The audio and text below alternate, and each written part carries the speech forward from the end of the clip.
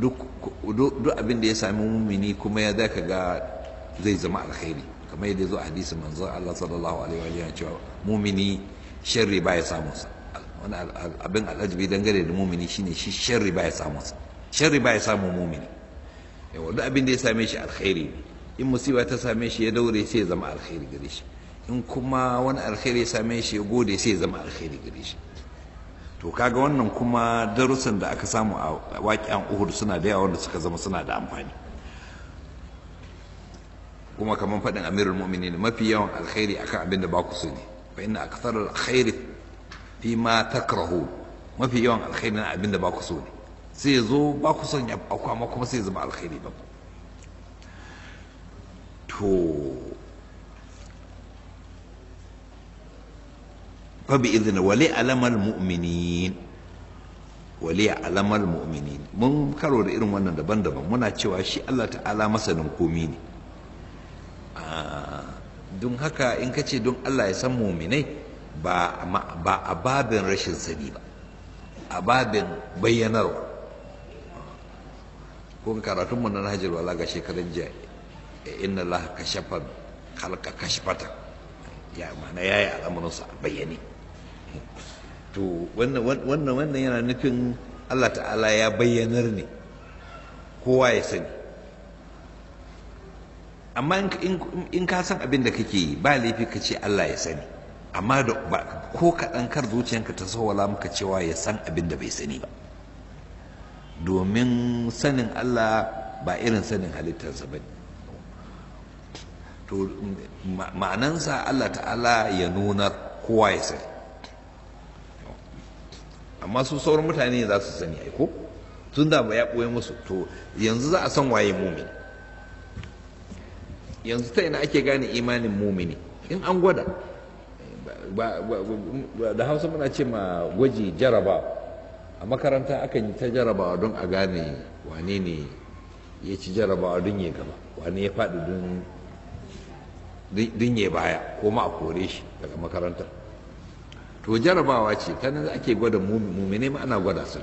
Saboda haka domin Allah ta'ala ya gwada mumine, kana iya cewa kana le alama din nan, in ka ce don ya gwada ko bayyanar yayi daidai, in ma ka ce don ya sani amma ka san abin da kake faɗa yayi yawa.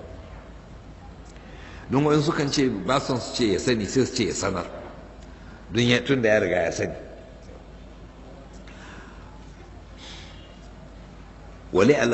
وليعلم المؤمنين ليعلم المؤمن دنيا سم مؤمنين واتو الله تعالى كنا وليعلم الذين نافقوا كما دنيا سم وأند سكا منافقين واتو أسان واي مؤمني أسان واي منافق.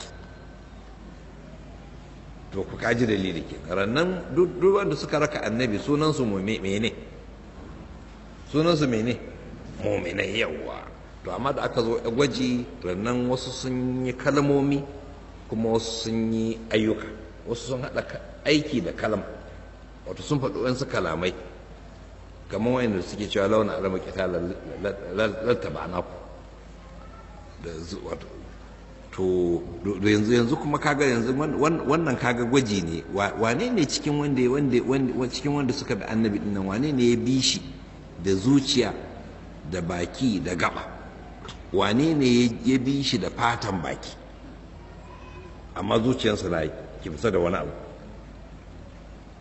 To nan kuma kaga gwaji zai nuna wale alamar ladina nafaqu, don kuma ya san suwa suka na munafunci.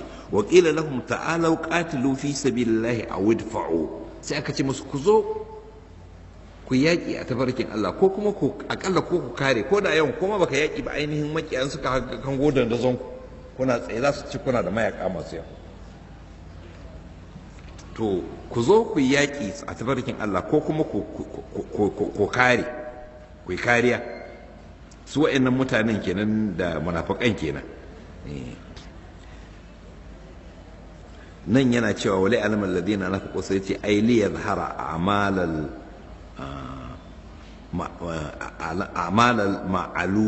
ma'lumaini indahu